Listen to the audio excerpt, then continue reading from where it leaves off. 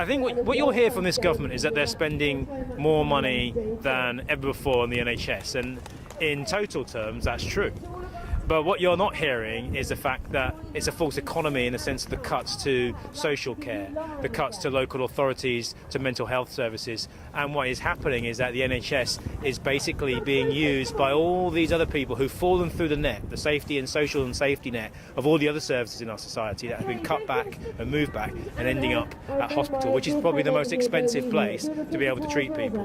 Compared to our European counterparts, we're spending far less as a percentage of GDP, the gross domestic product. So as a percentage of our economy, our productive economy, we're spending less than many of our European counterparts. That means we're not spending as much as we should do. And ultimately, I think, and many of the people here at this demo today think, that our healthcare system is an indicator of the kind of society that we live in.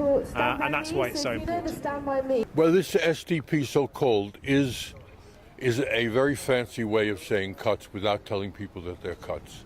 They are going to take out of the NHS between now and 2020-21, if we don't stop them, there would be a gap of £22 billion if cuts were not made based on the funding that's going into the NHS. In the NHS, money is staff. That's the main thing it gets used to.